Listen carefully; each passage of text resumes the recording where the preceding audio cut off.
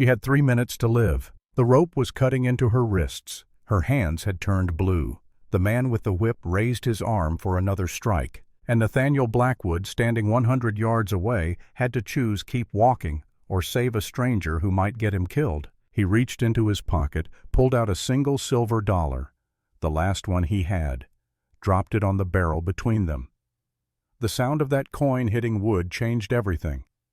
This is the story of how $1 bought a woman's freedom, saved 3,000 children, and proved that one person making one choice can change the world. December 15th, 1889, Whitewood, West Virginia. The snow had been falling since dawn, turning Main Street into a river of white. She had 3 minutes to live. The rope was cutting into her wrists, stopping blood flow to her hands. They had gone numb an hour ago. Now they were turning blue. The man with the whip was raising his arm for another strike. And Nathaniel Blackwood, who hadn't spoken to another human being in 6 months, stood 100 yards away, watching, deciding. Keep walking or save a stranger who might get him killed. This is the story of that decision, and why it nearly destroyed them both. December 15th, 1889. Whitewood, West Virginia. The snow had been falling since dawn, turning Main Street into a river of white.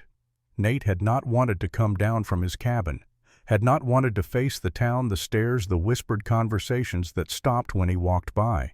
But a man has to eat, and pelts don't sell themselves. So there he was leading his pack horse through frozen streets, feeling the weight of 40 pairs of eyes on his back. The mountain hermit, the lawman who quit, the man who killed Daniel Garrett and couldn't live with himself after.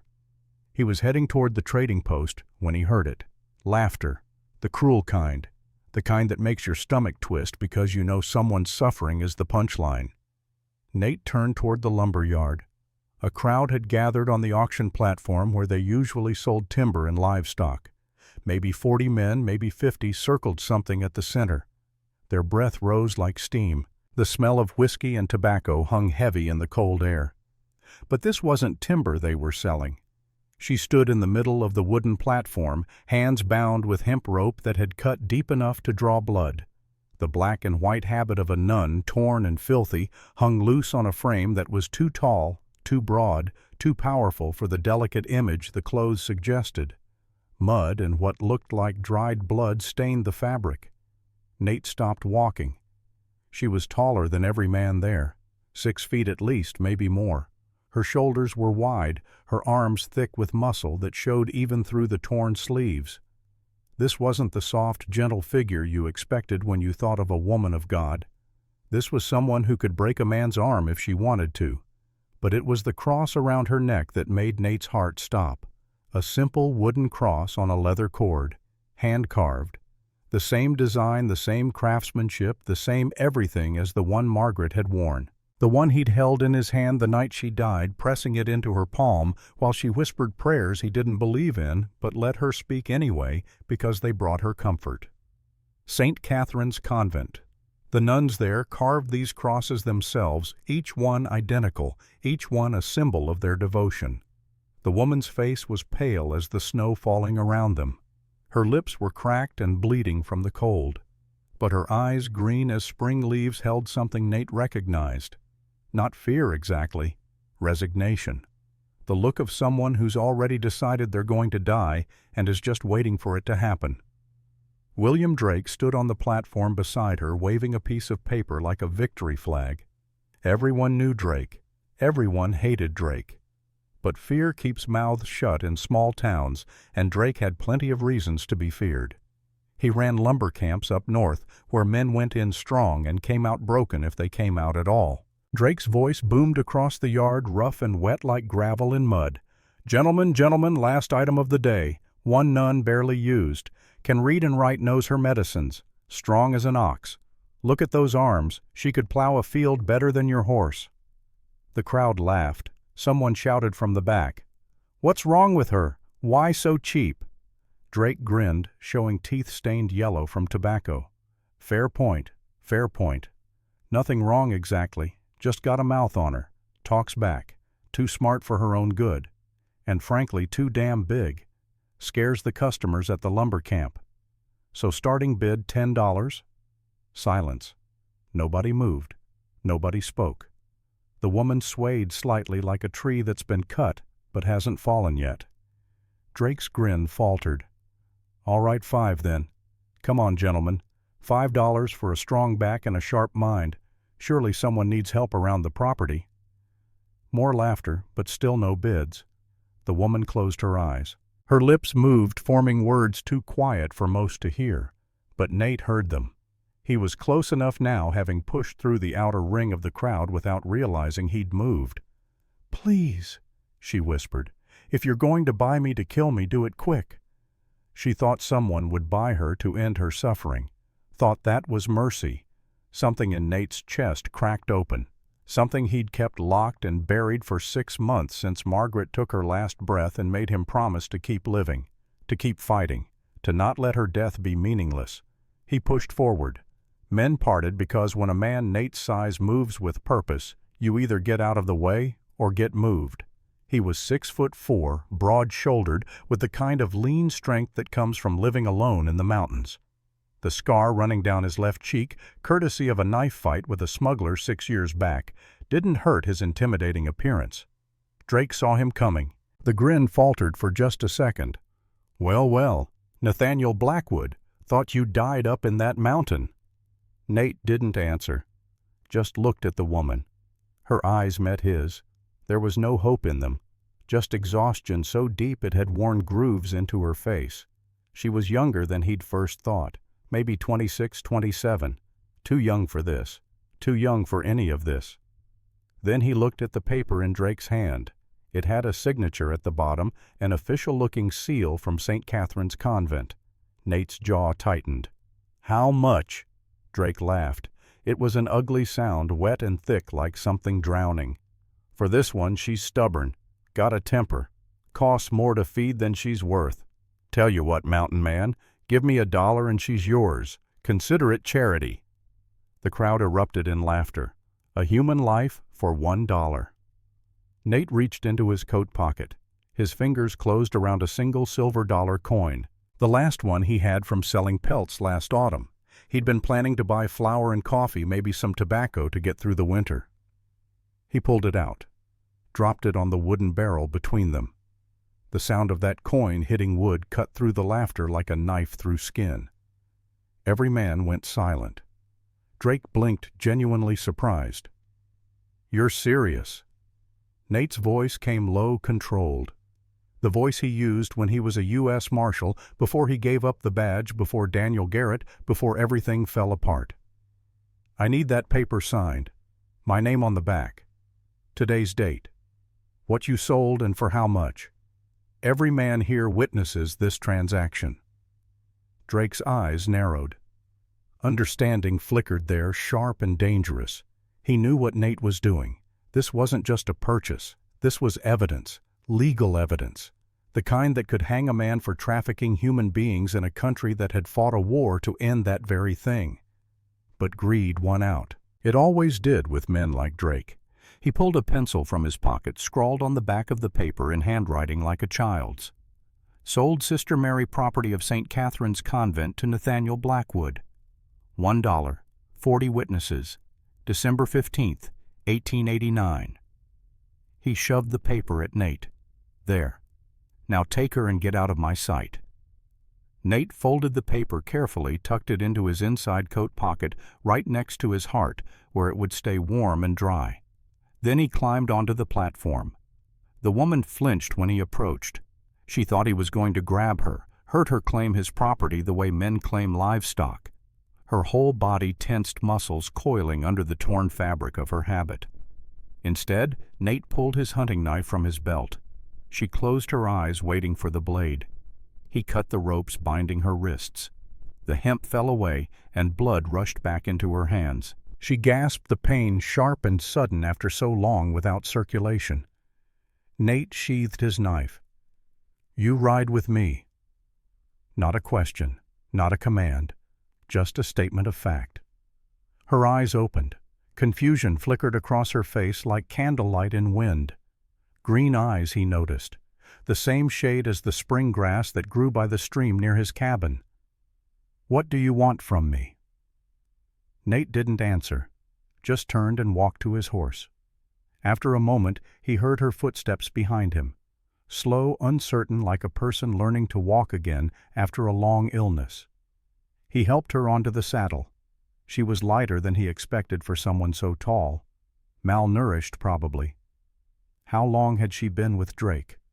How long since she'd eaten a real meal?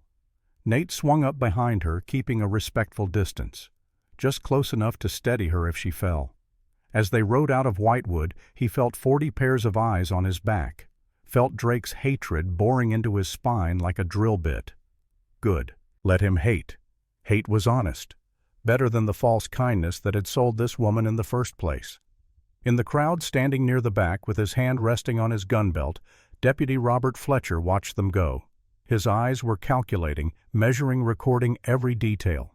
He'd worked with Nate 10 years ago, back when they were both on the right side of the law. Back before Fletcher started taking money from men like Drake.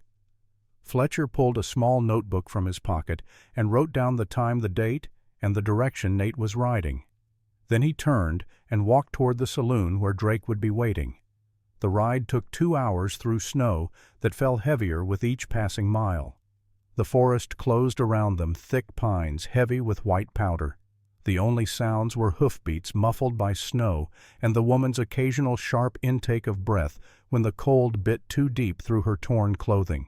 Nate didn't speak, neither did she.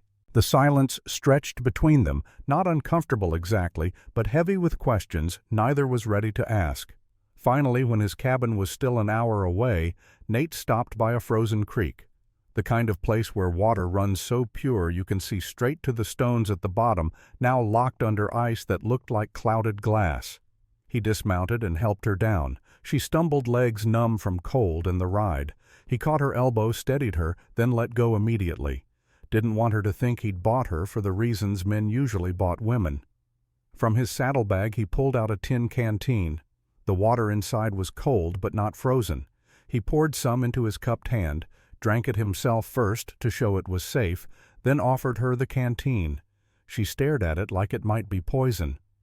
"It's just water," Nate said. She took it with shaking hands, drank, coughed, drank more. The water ran down her chin, and she wiped it away with the back of her hand, leaving a streak of clean skin through the dirt on her face. While she drank, Nate pulled out his spare wool coat. Forest green, the color Margaret had loved.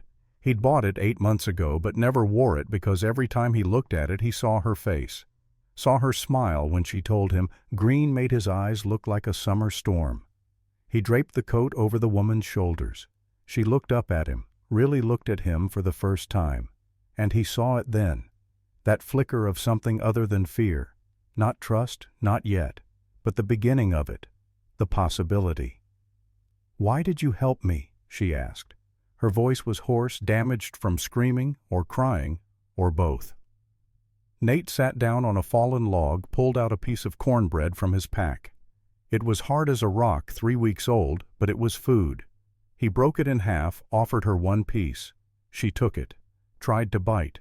Her teeth barely made a dent. "Is this food?" she asked. And there impossibly was something almost like humor in her voice. After everything she'd been through, she could still find something to laugh about. "Made it myself 3 weeks ago," Nate said, completely serious. "Still good. Hasn't killed me yet." She looked at him, looked at the bread. Then she laughed. It was a small sound, broken barely more than a breath. But it was a laugh. Real and human and alive. Nate almost smiled. Almost. They sat there in the snow eating bread that could break teeth while the forest settled into its evening quiet. Birds called their last songs before nightfall. Somewhere far off a wolf howled. The woman pulled the green coat tighter around herself. "Why did you help me?" she asked again, softer this time. Nate was quiet for a long moment. He watched the light fade through the pine branches, watched the way the snow seemed to glow blue in the dusk. "My wife wore a cross like that," he finally said, nodding at the wooden cross still around her neck. "She was a sister, too. Died 6 months back tending the sick when nobody else would." The woman's expression softened. "I'm sorry." Nate nodded, didn't trust his voice for a second, then continued. "She would have done what I did, probably faster, so I figure I owed her this much. Owed her." He paused, choosing his words carefully. "Margaret always said the measure of a man isn't what he believes. It's what he does when nobody's watching, when it's hard, when it costs something." The woman looked down at her hands at the raw rope burns on her wrists where blood was starting to crust over. "That paper you made him sign, you were creating evidence." "I was." "Evidence of what?" Nate looked at her directly. "Evidence that William Drake is a slave trader. And in this country that's a hanging offense." Her breath caught. "Eventually," Nate continued, "when the time's right, when we have enough proof that no judge can ignore it, we'll use that paper. We'll make sure Drake and everyone involved faces justice." She was quiet for a moment. Unless you'd rather I take you back." "No." The word came out fast, panicked, then softer. "No, please." "Then you and me, we're going to make sure what happened to you doesn't happen to anyone else." The forest had gone fully dark now. Time to move. Nate stood, offered her his hand. She hesitated only a moment before taking it. Her hand was small in his cold, still trembling, but her grip was firm, surprisingly strong for someone who'd been through what she had. They rode the last hour to his cabin in darkness, guided only by starlight and the memory of trails Nate had walked 1,000 times. The woman sat in front of him on the horse, her back straight, despite her exhaustion. She didn't lean against him, didn't seek comfort or warmth. Pride, maybe. Or fear. Or both. When they finally arrived, Nate helped her down and led her inside. The cabin was simple. One room with a stone fireplace, a wooden bed in the corner, a small table, and 2 chairs. Dried herbs hung from the rafters' pelts stacked against the wall, and on a small shelf carefully arranged Margaret's Bible, her prayer beads, and her cross. Identical to the one the woman wore. She saw them, and stopped dead. Walked slowly to the shelf like she was approaching something sacred. Reached out with one trembling hand to touch the cross, her fingers hovering just above the wood without making contact. "Your wife," she whispered. Nate started building a fire in the hearth. The flames caught quick cedar and pine crackling, filling the room with warm light and the smell of forest. "She was from St. Catherine's," he said, not looking at her. 17 years she served there. Then she married me. Some folks said she was giving up her vocation. She said she was expanding it." The fire blazed up and Nate added more wood. "You'll take the bed. I'll sleep by the fire." "I can't take your bed." "You can and you will. I've slept in worse places." He pulled out one of Margaret's old nightgowns from a trunk at the foot of the bed. It smelled like wood smoke and dried lavender.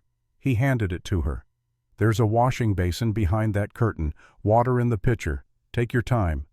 She took the nightgown like it was made of gold. "Thank you." Nate shook his head. "Don't thank me yet. We've got hard days ahead." While she washed and changed behind the curtain, Nate sat by the fire. He pulled out the paper Drake had signed, read it again by firelight. Legal proof clear as day. But it wasn't enough. One signature wouldn't bring down an entire operation. Because Nate knew deep in his gut that Drake wasn't working alone. Men like him never did. Someone had given him this woman. Someone had signed those papers from St. Catherine's. Someone inside the convent was selling nuns and orphans. The woman emerged from behind the curtain wearing Margaret's nightgown. It was too big on her sleeves, hanging past her hands, but she looked warmer, more human. "Nathaniel," she said quietly. "Yeah. When you said we're going to stop this, what did you mean?" He poked the fire, watching sparks spiral up the chimney. "I mean, we're going to find out who at St. Catherine's sold you. We're going to get proof, and we're going to make sure they never sell another soul." The woman's voice went tight, hard. "It was Mother Beatrice. She's the Mother Superior. She's the one who did this." Nate looked up sharply. "You're certain?" "I saw the ledger. 2 months ago I was cleaning her office and I found it, hidden behind a painting of the Virgin Mary." She paused. Tears started streaming down her face now, but she kept talking. It had names. 30 children, 7 nuns, all sold, all with prices next to their names like they were livestock at market. Nate's blood went cold. 30 children. She nodded, wiping her tears. Orphans. Kids with nowhere else to go. She sold them to coal mines, lumber camps, anywhere that would pay. The youngest was 6 years old. He stood up, fists clenched so tight his knuckles went white. Margaret had died trying to save children at that convent, and all the while the woman in charge was selling them like cattle. The woman wiped her tears. When she looked up, something had changed in her face. Fear was still there, but something else too, something harder. Mother Beatrice found out I knew, she continued. She drugged my evening tea. When I woke up I was in Drake's wagon, bound and gagged. He laughed and said I'd fetch a good price at one of his camps, but he brought you to Whitewood instead. He said I was damaged goods, said I fought too much, talked back. Easier to sell me publicly and be done with it. Nate sat back down. His mind raced through possibilities, plans, strategies. This wasn't just about saving this woman anymore. This was bigger. This was about justice for 30 children who couldn't speak for themselves. We need that ledger, he said. It's suicide to go back there. Mother Beatrice will have told Drake by now that I know about it. He'll be watching. Then we'll have to be smarter than him. The woman wiped the last of her tears away. Nate saw something shift in her expression. Determination replacing despair. I'll go back, she said. I know the convent. I know where everything is. We'll go together. If you're caught, we're caught together. That's how this works. She looked at him for a long moment, then nodded. Get some rest, Nate told her. We've got maybe 6 hours before Drake realizes what that paper he signed really means. After that, he'll come looking. She climbed into the bed. Nate added more wood to the fire and settled into his chair rifle across his lap. Outside, the wind picked up. Snow began to fall harder, the kind of storm that keeps most men indoors. But Nate wasn't most men, and tomorrow neither would she be. Tomorrow they would start hunting. The problem with being a hunter, though, is sometimes you don't realize you're also being hunted. Nate woke 3 hours before dawn to a sound that didn't belong. Just the snap of a branch under snow. Could have been a deer. Could have been the wind. But Nate had lived in these mountains too long to believe in coincidence. He moved to the window, careful not to make the floorboards creak, peered through a gap in the shutters. 4 sets of tracks in the fresh snow, leading right up to his cabin, then circling around back. Someone was watching them. He crossed to the bed silently, put his hand gently over the woman's mouth before she could scream. Her eyes flew open, wild with panic. Quiet, he whispered. We've got company. He removed his hand. She sat up instantly, all softness gone, back in survival mode. How many? She whispered. 4 tracks. Could be more. A knock came on the door. Hard. Official. Nathaniel Blackwood. The voice was familiar. Nate's stomach sank. Robert Fletcher. Deputy Robert Fletcher. They'd worked together 10 years ago when Nate was still a marshal, back when they both believed in justice before Fletcher started believing in whoever paid him most. I know you're in there, Stone. Open up. This is official business. Nate looked at the woman. She had gone pale. You know him? He asked. He was there, in Whitewood, watching when Drake sold me. He didn't do anything. Of course he didn't. Fletcher never did anything that didn't profit Fletcher. What do we do? She whispered. Nate thought fast. The cabin had 2 exits, front door and a back window that led to the root cellar. If she could get through that window, she could make it to the barn, release the horses, create a distraction while he slipped out and came around behind. The back window, he said quietly. It's small, but you'll fit. Get to the barn, open the stalls. When the horses run, Fletcher and his men will chase them. I'll slip out and meet you in the tree line. That's a military tactic. I learned from the best. Nathaniel Blackwood. Fletcher's voice again, angrier now. Don't make this difficult. The nun you took, she's wanted for theft. You're harboring a criminal. Her eyes widened. Theft. Mother Beatrice must have reported you stole from the convent. Clever. Makes you the criminal instead of her. So if they take me back, they'll hang me. Which is why they're not taking you anywhere. Nate moved to the front door. Fletcher. That you? It's me, Stone. Now open this door before I kick it in. Give me a minute. I'm not decent. That bought them maybe 30 seconds. Nate turned to the woman. Go now. He paused, then used her name for the first time, though he didn't actually know it yet. But he needed her to understand he saw her as a person, not property. What's your full name? Your real name? She hesitated, then whispered. I was baptized Grace Ann O'Sullivan. The nuns call me Sister Mary now. I hate that name. Nate's heart stopped completely. O'Sullivan. Margaret's maiden name. But there was no time. He'd process that later. Grace, he said. You're stronger than you know. Trust that. She nodded once, then moved fast and quiet to the back window. For someone who'd been half dead yesterday, she moved like a ghost. Slipped through the window, dropped into the snow outside, vanished toward the barn.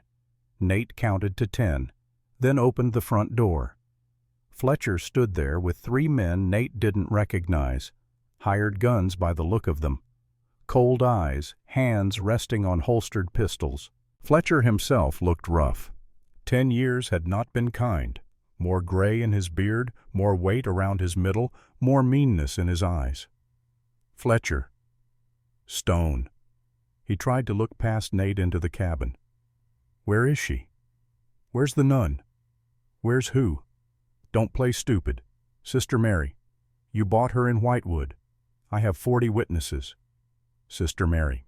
So that was the name the convent had given her, not her real name, Grace. Interesting. I bought a piece of paper, Nate said evenly.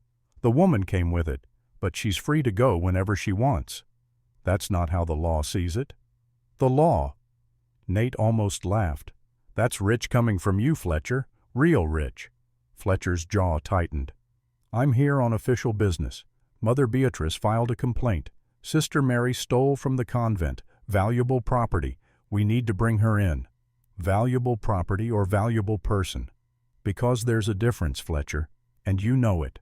Step aside, Stone. No. One of the hired guns moved his hand closer to his pistol. Fletcher noticed and held up a hand. Easy. We don't want trouble. Then leave. Can't do that.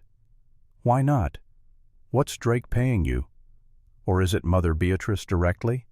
How much does it cost to buy a deputy these days? Fletcher's face flushed red. You self-righteous bastard. You think you're better than me because you quit. Because you ran away to play mountain man, I stayed. I worked the job. I do what needs doing. You work for whoever pays. That's not the same thing. Behind them from the barn came the sound Nate had been waiting for. Horses bursting free hooves pounding snow in 3 different directions. What the hell? One of the hired guns shouted. After them, Fletcher yelled. Those are evidence. The 3 hired guns took off running, idiots chasing horses in deep snow. That left just Fletcher and Nate. Fletcher turned back, understanding dawning on his face. You planned that. Might have. Where is she, Stone? Gone. And you're not finding her. Fletcher's hand dropped to his gun. Nate moved first. 40 years of living alone teaches you to move fast. He closed the distance before Fletcher could draw, grabbed his wrist twisted. The gun fell into the snow. They went down together.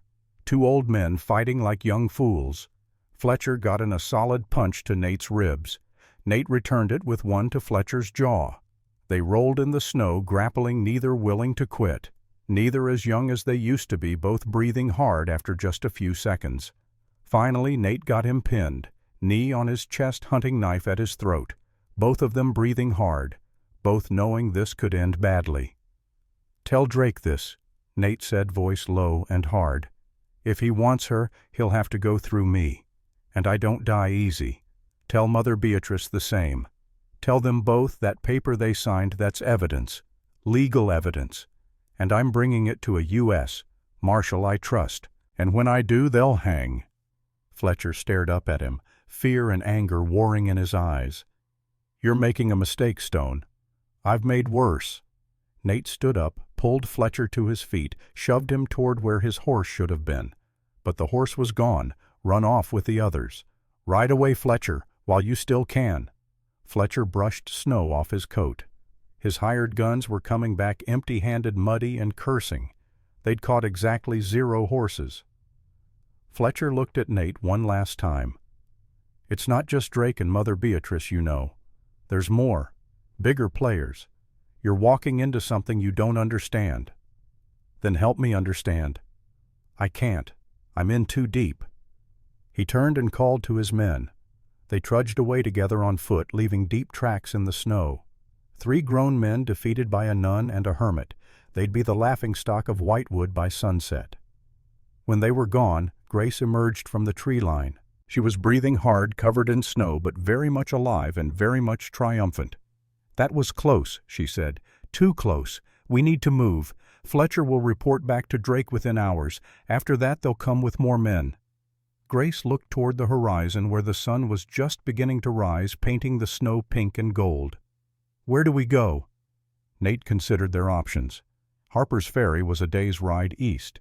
Marshal Helen Bradshaw would be there, his old colleague, before he turned in his badge. She was honest, incorruptible. If anyone could help them bring down Drake and Mother Beatrice, it was Helen. But getting to Harper's Ferry meant exposure, meant traveling through open country where Drake's men could ambush them, meant risk. "Harper's Ferry," Nate said. "There's a U.S. Marshal there, Helen Bradshaw. Worked with her for years. She's good people. If anyone can help us, it's her." Grace nodded. "Then we ride for Harper's Ferry." They spent the morning preparing.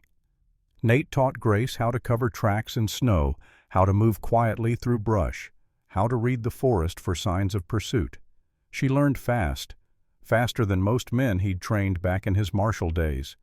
By noon, they were ready. 2 horses, both saddled and packed. Enough food for 3 days if they rationed.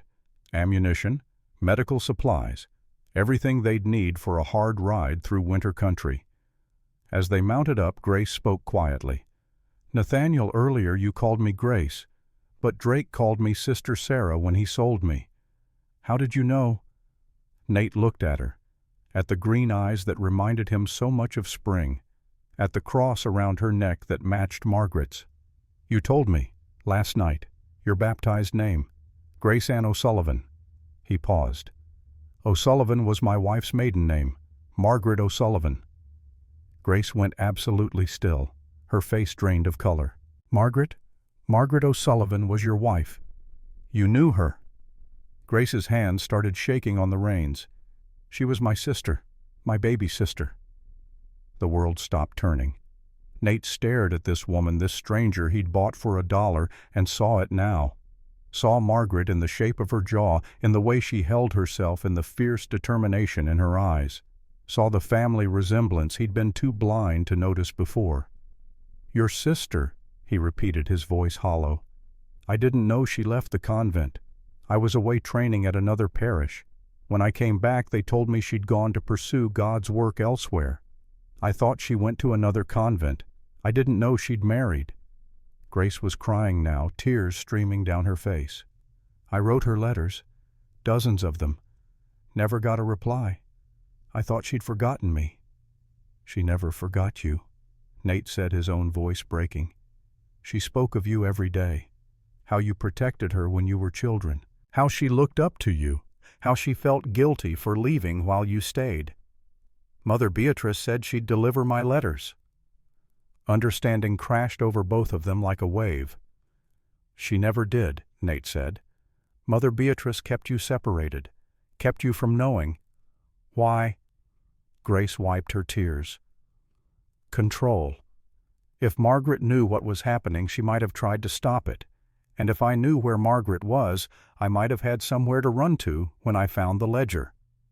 Nate dismounted, walked over to Grace's horse, offered his hand. She took it and slid down. They stood there in the snow, 2 people bound together by love for a woman who was gone. "She died saving children," Nate said, "at St. Catherine's. There was a fever outbreak 6 months ago. Margaret volunteered to nurse the sick. She caught it, died 3 days later. Grace made a sound that wasn't quite a sob, wasn't quite a scream, just raw grief finally finding voice. Her last words were about you, Nate continued, though it hurt like tearing open a wound. She said, "Find Grace. Tell her I love her. Tell her I forgive her for everything. Tell her to save the children." "Forgive me." Grace's voice was barely a whisper. "For what?" "I don't know. She never said." Grace sank to her knees in the snow. This huge, strong woman who'd survived being sold like property, who'd stood up to Fletcher without flinching, crumbled under the weight of grief. Nate knelt beside her, put his hand on her shoulder, offered the only comfort he knew how to give: silence, presence, understanding. They knelt there together in the snow while the sun climbed higher and the horses waited patiently. Two people who'd lost the same person found together by impossible chance. Finally, Grace spoke. "We save them, the children. We finish what Margaret started." "Together," Nate said. Grace looked up at him, at this man who'd loved her sister, who'd bought Grace's freedom with his last dollar, who'd promised to bring justice even when it cost him everything.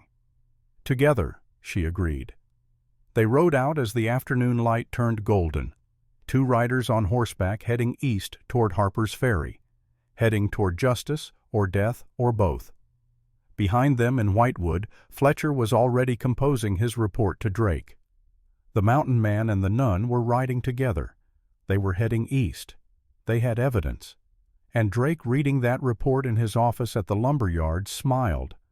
Let them run, he thought. Let them think they're getting away. He had men everywhere, including Harper's Ferry, including people who worked for Marshal Helen Bradshaw. The trap was already set. They just didn't know it yet. The first snow of the real winter storm hit them 2 hours into the ride. Not the gentle flakes that had been falling all morning, but thick, heavy snow that cut visibility to 20 feet and turned the world into a swirling white void. Grace pulled her borrowed coat tighter. The green wool Nate had given her was warm enough, but the cold found ways in, through the gaps at her wrists, down the collar, into her bones. They were riding through Black Ridge Pass now, the most dangerous route between Nate's cabin and Harper's Ferry. Most travelers avoided it even in good weather. The path was narrow, winding between rock faces that seemed to lean in close, threatening to crush anyone foolish enough to pass through. But it was also the route Drake wouldn't expect. The main road would have been watched. Here they were alone with the mountain. Grace's horse stumbled first. Just a slight misstep on an icy rock. She corrected, pulled the reins, tried to steady the animal, but the damage was done. The horse's front left leg buckled. The snap of bone was audible even over the wind. Grace rolled clear as the horse went down. She landed hard in snow up to her waist, the impact driving the air from her lungs. For a moment she just lay there stunned, watching the horse try desperately to stand on a leg that bent at an angle legs should never bend. Nate was off his own horse in seconds. He knelt beside the injured animal, ran his hands over the broken leg, and his face told Grace everything she needed to know. "I'm sorry," he said to the horse. Not to Grace, to the horse. He pulled his pistol. Grace turned away before the shot. But she heard it.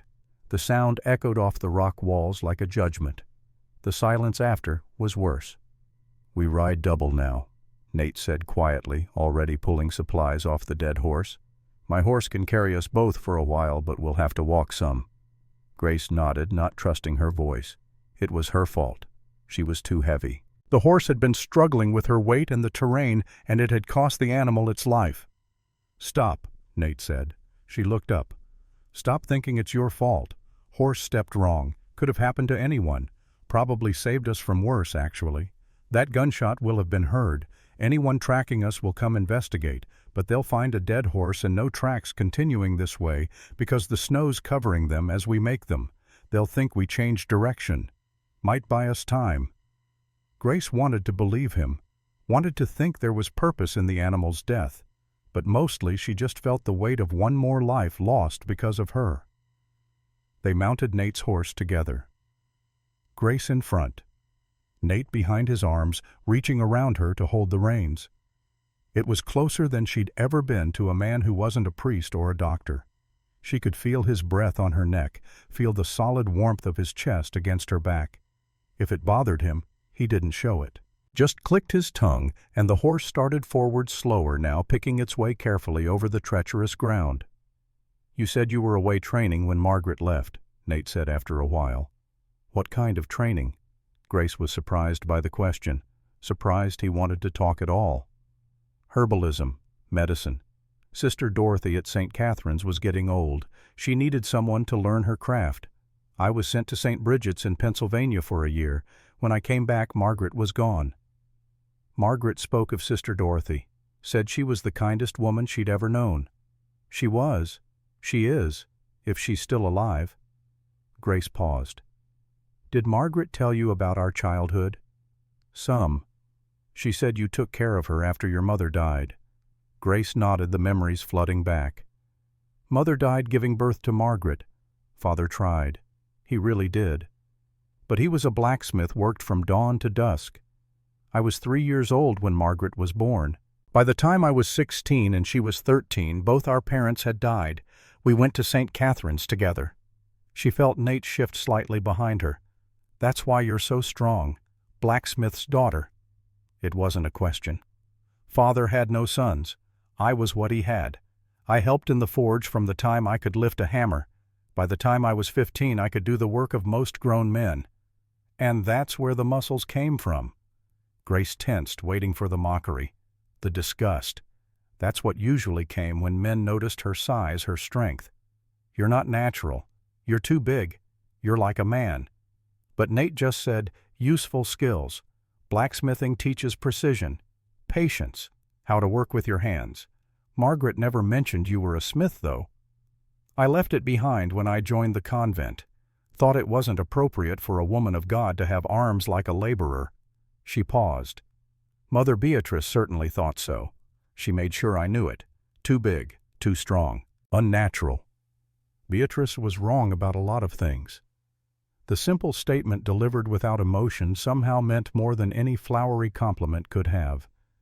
They rode in silence for another hour. The terrain got steeper. Finally, Nate stopped the horse. "We walk from here. Too much weight for the climb." They dismounted.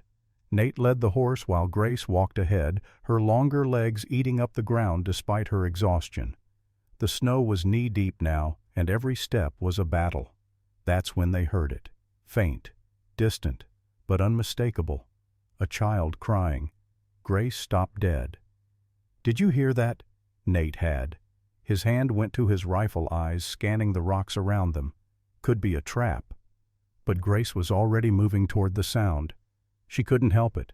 13 years in a convent, caring for orphans, teaching children to read, holding them when they cried. The sound of a child in distress pulled at something deep in her chest that had nothing to do with reason. Grace, wait. But she didn't wait. She followed the crying to a cluster of rocks that formed a natural shelter. Snow had drifted against the stones, creating a small cave barely visible unless you knew to look for it. Inside, huddled against the back wall, shivering so hard Grace could hear her teeth chatter, was a little girl. She couldn't have been more than 8 or 9 years old, thin as a rail, wearing nothing but a torn dress that might have once been blue and wooden shoes that had come apart at the seams. Her hands were blue with cold. Her face was streaked with tears that had frozen on her cheeks, creating tiny rivers of ice. Grace ran to her, wrapped her immediately in the wool coat Nate had given her. Didn't hesitate, didn't think, just moved. "Emily?" Grace gasped, pulling the child close. "Emily, is that you?"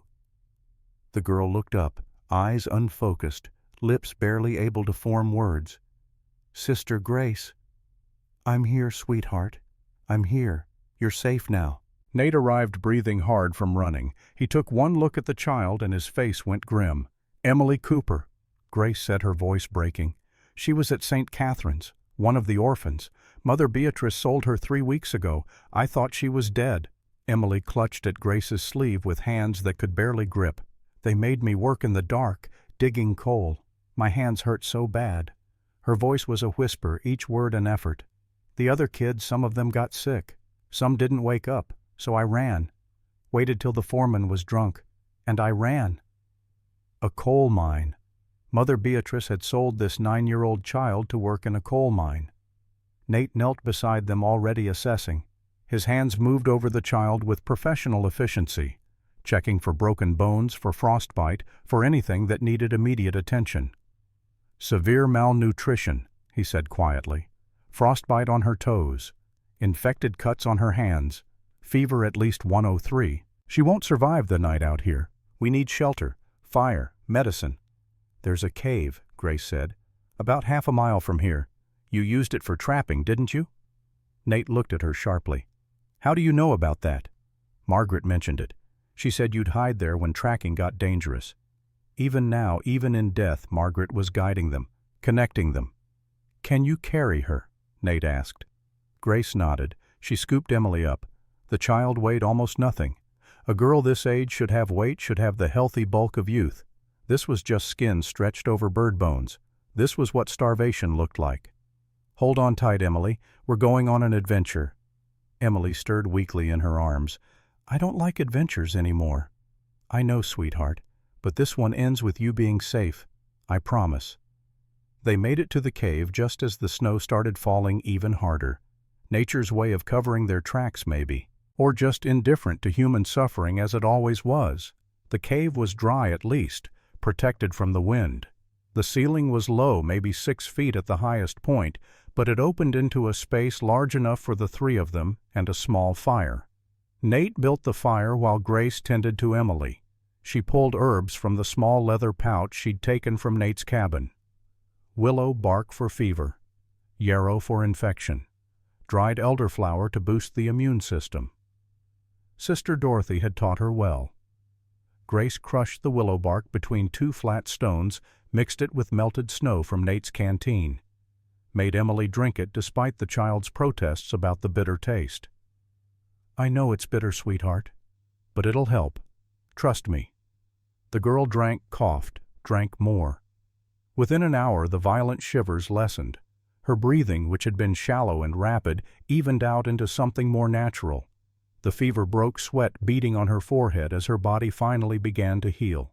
Grace also treated the frostbite, gently warmed Emily's feet, wrapped them in clean cloth torn from Grace's own underskirt, whispered prayers in Latin that she wasn't sure she believed anymore, but said anyway because they brought comfort. When Emily finally fell into a deeper, more restful sleep, Grace sat back exhausted. Nate had been watching her work. Now he spoke quietly. "You're good at that. The healing. Sister Dorothy taught me everything she knew, said medical knowledge was a form of prayer, that healing the body was as holy as healing the soul." She looked at Emily's pale face, peaceful now in sleep. "There are more," Grace said, "more like her." The ledger had 12 names, children sold to mines near Whitewood. If Emily escaped, maybe others tried too. Maybe they're out there right now, lost, dying. Her voice broke. "And it's my fault." "Your fault. I found that ledger 2 months ago. 2 months. I could have acted then, could have saved them before this." Tears streamed down her face now. "I'm not strong enough, not smart enough. I'm just a big, stupid woman who failed everyone. Failed Margaret, failed these children, failed God." Nate moved to sit beside her. For a long moment he just sat there staring into the fire. Then he spoke. "Grace, look at me." She did, eyes red and swollen. "You want to know what real strength is? It's not muscles, not size. It's doing the next right thing even when you're terrified, even when you've failed before, even when you think you can't." He paused, making sure she heard him. "You saved Emily tonight. You stood up to Fletcher this morning. You survived being sold. You found that ledger in the first place when you could have stayed quiet and safe. Margaret told me about you," he continued. "Last conversation we had. She was dying and she was talking about you. She said, 'My sister Grace is the strongest person I know, not because she's big, because she never gives up.'" Grace's breath caught. She said that, her exact words, Grace leaned against Nate's shoulder. Both of them tall, both tired, both grieving the same woman. "What do we do now?" she whispered. "We rest tonight. Tomorrow we get Emily somewhere safe. Then we finish this. We get that ledger. We save the rest of them. And if we can't, we will. Because we don't have a choice. Those children don't have anyone else." Emily, stirred in her sleep, whispered, "Sister Grace, don't leave me." Grace was there instantly. "I'm here, sweet girl. I'm right here. I won't leave. I promise." Nate added more wood to the fire. Outside, the storm intensified. Inside, 3 souls huddled together. A broken marshal, a giant nun, a rescued child, all survivors, all fighters, all bound by Margaret's love. That night, Nate took first watch while Grace and Emily slept. He sat near the cave entrance, rifle across his lap, watching the snow fall, thinking about Margaret's dying words, "Save the children." Thinking about the woman sleeping a few feet away, this sister-in-law he'd never known existed. Thinking about how $1 had led to this moment. Dawn came cold and clear. Emily was stronger. Not well, but better. She could walk with help, but she was still weak, still needed real medical care. "We head to Harper's Ferry," Nate said. "Marshal Helen Bradshaw is there. We get Emily to Doc Morrison, then we bring Helen in on this." They packed up quickly. Nate carried Emily on his back. Grace walked ahead, breaking trail through the deep snow. They made good time for the first few hours. Then, as they crested a ridge overlooking the valley below, they saw the smoke. Harper's Ferry was burning, not the whole town, just strategic fires, controlled chaos, and in the streets below they could see armed men on horseback, riding through town, going door to door. "Drake," Nate said. "He got here first." "How?" Grace asked. "We left before Fletcher could report back. Must have split his forces, some tracking us. Others came ahead to cut off our escape." They watched from the hillside. Drake's men were searching every building, kicking in doors, terrorizing civilians, looking for them. "We can't go down there," Grace said. "If we do, innocent people will get hurt." Nate nodded grimly. "But we need Helen, and Emily needs Doc Morrison." They were trapped. Drake below, Winter behind, and a sick child who couldn't wait much longer. Grace studied the town layout. She could see the courthouse where Helen's office would be, could see the back service road that ran along the creek, could see the lumber yard on the far side of town. An idea formed. "We split up," she said. "Absolutely not. Listen, they're looking for a nun and a mountain man traveling together with a child. If we split up, we're harder to identify. You take Emily to Doc Morrison through the back road. I'll create a distraction on the other side of town, draw Drake's men away." "Grace, you could die." She turned to face him, drawing herself up to her full height. Even exhausted, even terrified, she was imposing. "Nathaniel Blackwood, I was sold in a public square. I will not hide any more. Let Drake's men see me. Let them chase me. I'll lead them away while you do what needs doing." Emily tugged on Grace's sleeve. "Don't go, Sister Grace, please." Grace knelt, bringing herself almost eye level with the child. "Emily, sweetheart, you know what I taught you about being brave. Being brave means being scared but doing it anyway." "Exactly. I'm scared right now, but I'm doing it anyway. For you, for the other children, for Margaret." She kissed Emily's forehead, looked at Nate. "What kind of distraction?" he asked, resigned. Grace smiled. It was not a gentle smile. "The kind Mother Beatrice taught us. Fire and brimstone." 30 minutes later, Grace walked boldly into Harper's Ferry's main street. She'd changed her appearance as best she could. Taken a dress and bonnet from a clothesline outside town. Dirt smudged on her face, hair tucked under the bonnet. She carried a basket of laundry, playing the part of a working woman going about her day. But she was still 6'2", hard to miss. One of Drake's men stopped her halfway to her destination. He grabbed her arm roughly. Where you going?" Grace pulled back, acting startled and afraid. The basket spilled. Laundry scattered across the muddy street. "I'm just washing clothes, sir, for Mrs. Henderson. Please, I don't want trouble." She bent to pick up the washing. The man stood over her. "You seen a nun? Tall woman, real tall, traveling with a mountain man?" Grace shook her head frantically. "No, sir. I ain't seen nobody like that." The man studied her for a moment, but Grace kept her head down, her shoulders hunched, making herself seem smaller. He lost interest. "Get out of here." Grace gathered her washing and continued toward the lumber yard, where stacks of cut timber rose like wooden mountains, where dry wood plus sawdust plus turpentine equaled perfect fire. She set down the basket, looked around carefully, pulled matches from inside her dress stolen from Nate's cabin, lit one, dropped it on a sawdust pile soaked in turpentine. The fire started small, just a flicker, but lumber yards are tinder boxes waiting for a spark. Within 2 minutes, flames were climbing. Within 5, the entire yard was ablaze, sending thick black smoke into the gray sky. Chaos erupted exactly as planned. Drake's men ran toward the fire. Townspeople ran away from it. In the confusion, no one was watching the streets. No one was guarding the courthouse. Meanwhile, Nate carried Emily along the back service road, moving fast, using buildings as cover. The girl was brave, didn't cry, followed his instructions perfectly. He reached the back of the courthouse, kicked open the side door to the marshal's office. Inside, a woman was loading rifles with practiced efficiency. She spun around, pistol drawn faster than Nate could blink, then lowered it. Marshal Helen Bradshaw, 40 years old, hard as railroad spikes, gray streaking through dark hair pulled back in a tight bun. The U.S. Marshal badge on her chest caught the light from the window. "Stone," she said, not looking up as she continued loading. "Figured you'd be in the middle of this mess." Then she saw Emily. Her expression shifted instantly from amused to deadly serious. She set down the rifle, crossed the room in 3 long strides, knelt in front of the child. "What happened to this child?" Nate gave her the short version.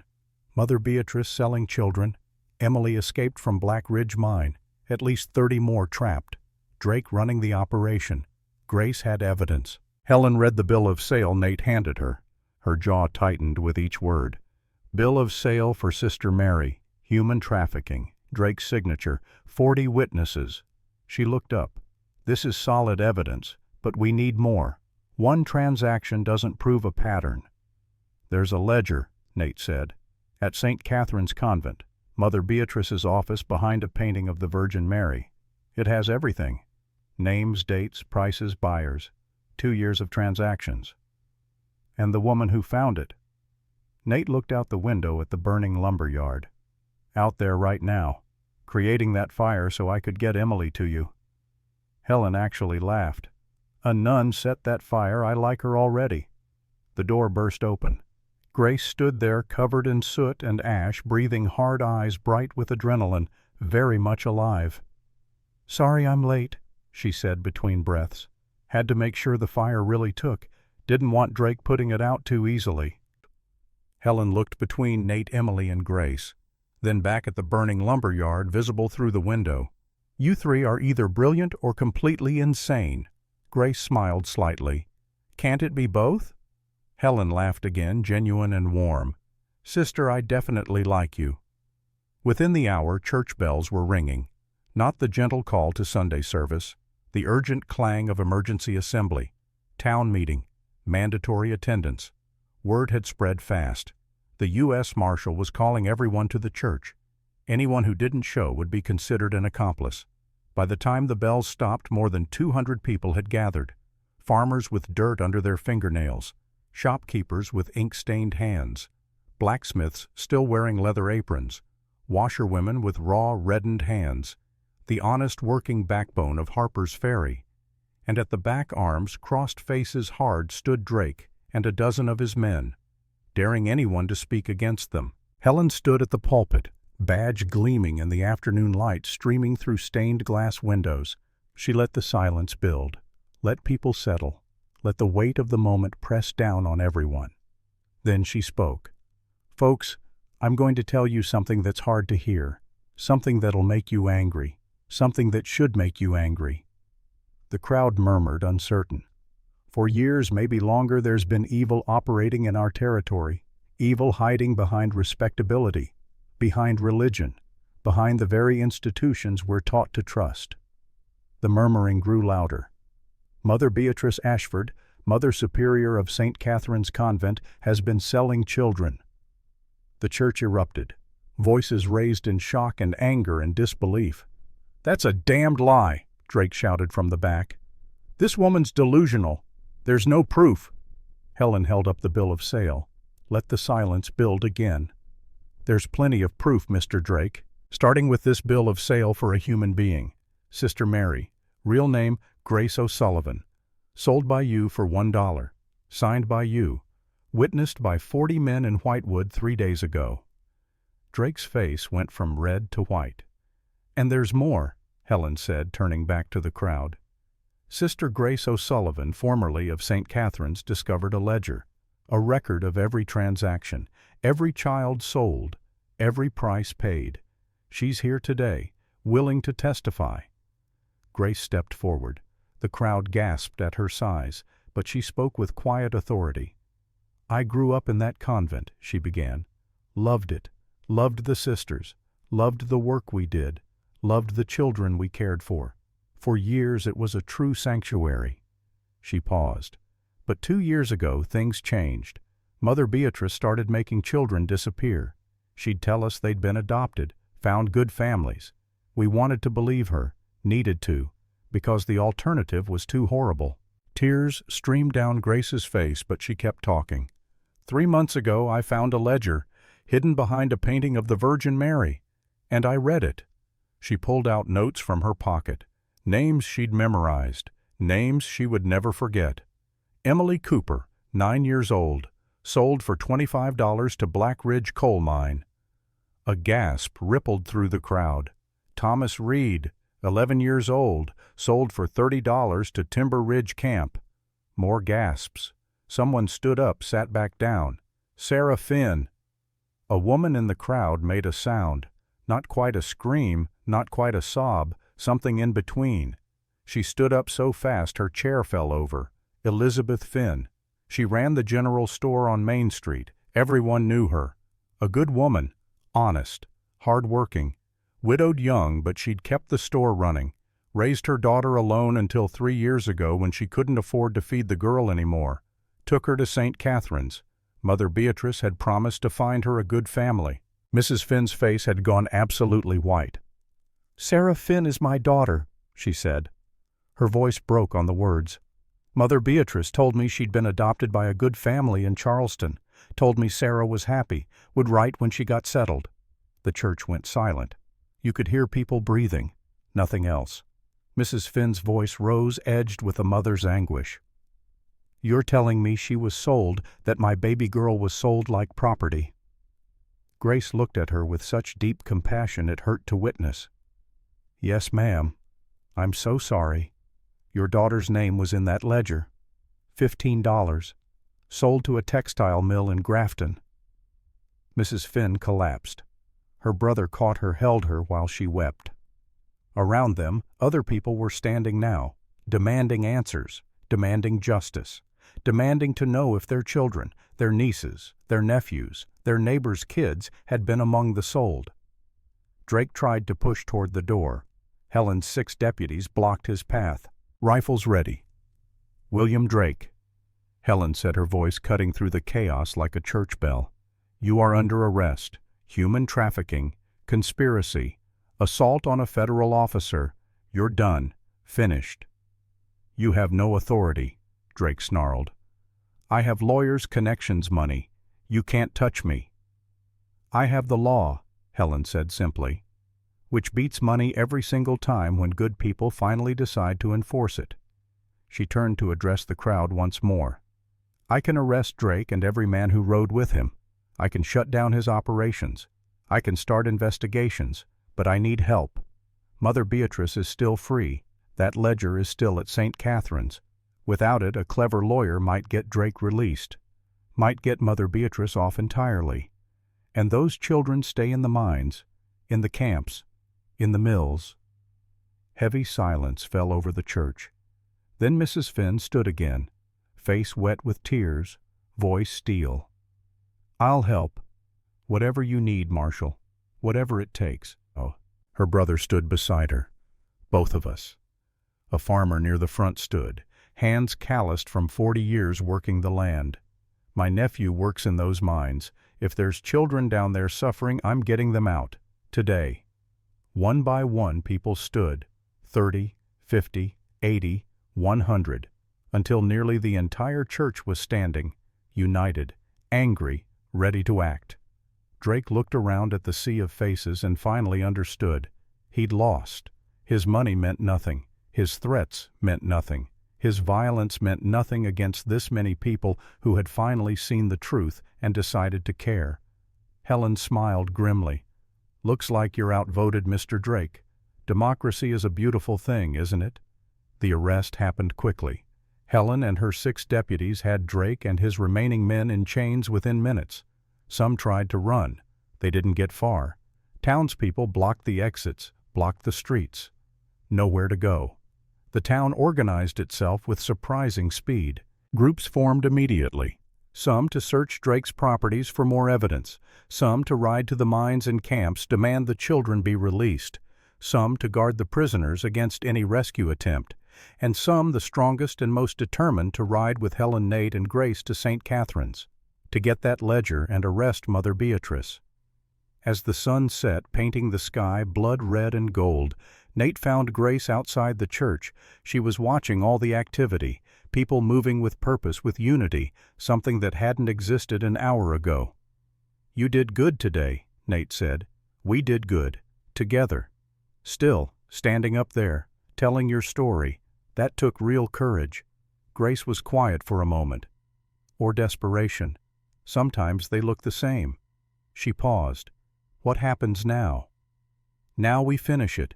We ride to St. Catherine's. We get that ledger. We make sure Mother Beatrice never hurts another child. She won't surrender quietly." "Good. I'm tired of talking anyway." Helen approached with fresh horses and supplies. "Figured you'd need these. Riley's taking care of Emily. Doc Morrison says she'll make a full recovery. Tough kid." "How is she?" Grace asked. "Stronger already. Asking about you, actually. Wants to know if you're really coming back." Grace's eyes filled with tears. "I will come back. When this is done, I'm rebuilding St. Catherine's into what it should have been. A real home, a real sanctuary." "Good," Helen said. "World needs more people willing to fix what's broken instead of just walking away." She turned to Nate. "We ride at dawn. I'm bringing 8 deputies and 20 volunteers from town. Should be more than enough to handle whatever Mother Beatrice has waiting." "She'll know we're coming," Nate warned. "Drake had time to send word before we caught him. Let her know. Let her be afraid. Let her understand what's coming for her. She's earned every bit of fear she feels." That night they stayed at the boarding house Helen had secured. Separate rooms, proper and respectable. But sleep wouldn't come for Grace. She kept thinking about tomorrow, about facing the place Margaret had loved, the place Margaret had tried to save from the inside, the place that had ultimately killed her, though not in any way that would show up in a coroner's report. Around midnight there was a soft knock on her door. Nate stood there fully dressed, clearly unable to sleep either. "Thought you might want company," he said.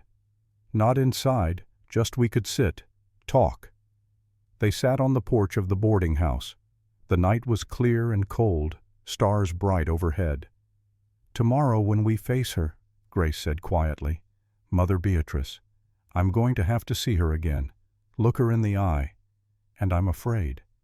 "Afraid of what?" "That I'll want revenge instead of justice. That I'll want to hurt her the way she hurt those children. That I'll want to make her suffer." Nate understood that feeling, had wrestled with it himself many times. "You know what Margaret told me once," he said. "She said the difference between revenge and justice is who benefits. Revenge makes you feel better for a moment. Justice makes the world better forever." He paused. "So when you're facing Mother Beatrice tomorrow, ask yourself what makes the world better, your satisfaction or her punishment under law." Grace was quiet for a long moment. Then she nodded slowly. "Thank you, Nathaniel. For everything. For saving me. For believing me. for helping me become more than just a victim. Thank me when it's over. No, I thank you now, because tomorrow's not promised, and I want you to know that meeting you even in the worst moment of my life was a gift. You gave me back something I thought I'd lost forever. What's that? Faith. Not just in God, though, that too. Faith in people. Faith that there's still good in this world worth fighting for. Faith that one person can make a difference. She turned to go back inside, paused at the threshold, looked back. Nathaniel, when this is over, when Mother Beatrice is in prison and the children are safe and justice has been served, what will you do? Will you go back to your mountain? Nate thought about his cabin, about 6 months of silence and solitude, about hiding from a world that had disappointed him, about punishing himself for failures that couldn't be undone. I don't know, he admitted. What about you? I think I'll stay at St. Catherine's, help rebuild it into what it was supposed to be from the beginning. A true sanctuary, a real home for children who have nowhere else. Maybe I can make Margaret's dream real. That's good work, important work. Someone has to do it. Might as well be someone who knows exactly how broken it was. She smiled then, soft and sad and hopeful, all mixed together in a way that reminded him so much of Margaret it hurt. Good night, Nathaniel. Good night, Grace. He closed the door and walked back to his own room. This time somehow sleep came easier. Tomorrow they would face Mother Beatrice. Tomorrow they would end this nightmare. But tonight, just for these few hours, he let himself believe that maybe, just maybe, they were making the world a little bit better. And maybe that was enough. Dawn broke cold and clear over Harper's Ferry, the kind of morning where every breath creates clouds and the frost on windows looks like angel wings, beautiful and deadly all at once. 29 riders gathered in the street, Helen and 8 deputies at the front, 20 volunteers from town in the middle. Nate and Grace rode with Helen at the lead. Not an army, but enough. As they rode out, people lined the streets. Some waved, some prayed. Some just stood silent, bearing witness to something they hoped would matter. Emily was there, standing with Doc Morrison's wife, her small hand raised in a wave. Grace waved back, wiping away tears. I'm coming back, Emily. I promise. Emily called out, her voice clear and strong despite everything she'd been through. I know. You keep your promises. The ride to St. Catherine's took 6 hours. They pushed the horses hard, but not cruel. Couldn't afford to arrive on exhausted mounts. The landscape changed as they climbed into the mountains. The forest grew denser. The air grew colder. The silence grew heavier. This was Margaret's country. She'd grown up in these mountains, knew every trail, every stream, every hidden hollow. When she married Nate and left the convent, she used to say she was taking the mountains with her, that they were in her blood and bones and couldn't be left behind even if she wanted to. Nate understood that now. Around noon they stopped to rest the horses and eat. Cold food, dried meat and hard bread, no fires. Didn't want to announce their approach. Helen asked Grace about the layout. Grace pulled out a piece of paper and sketched quickly. She had a good hand, precise and clear. The convent was built around a central courtyard, main chapel facing east, living quarters for the sisters on the north side, orphanage dormitories on the south, Mother Beatrice's office in the administrative building on the west side, second-floor corner room. The ledger is in her office, Grace said, marking an X on the sketch, hidden behind a painting of the Virgin Mary. There's a false wall. The painting swings out on hinges. The ledger is in a locked metal box behind it. Security, Helen asked. Used to be just one groundskeeper, old man named Thomas, harmless. But if Mother Beatrice knows we're coming, she might have hired protection. How many ways in? 4 main gates, north, south, east, west. The east gate is the formal entrance, always locked at night. The west gate leads to the kitchen gardens, usually open during the day. North and south gates are for deliveries, locked unless wagons are coming. Secret ways in. Grace hesitated. There's a drainage culvert under the north wall, opens into the root cellar beneath the kitchen. Sister Dorothy and I used to sneak out that way when we were novices, to see the stars without the abbess knowing. Helen smiled slightly. Even nuns break rules, especially young ones. Could we fit through this culvert? One at a time. It's tight, but yes. Helen studied the sketch, her mind working through tactics and probabilities. Here's what we do. Main force comes in the front gate, loud, official, demands entry with arrest warrant.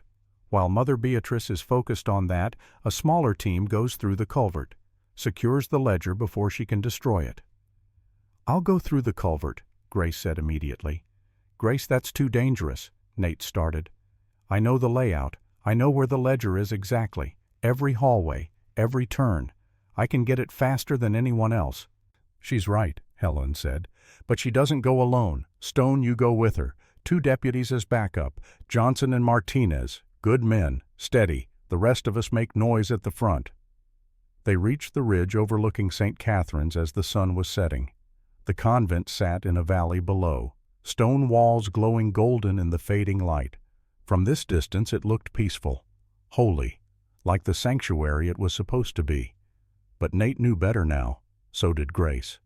Grace pointed. "Smoke from 3 chimneys. Main hall kitchen and Mother Beatrice's private quarters. She's here." Helen raised her spyglass. "I see movement.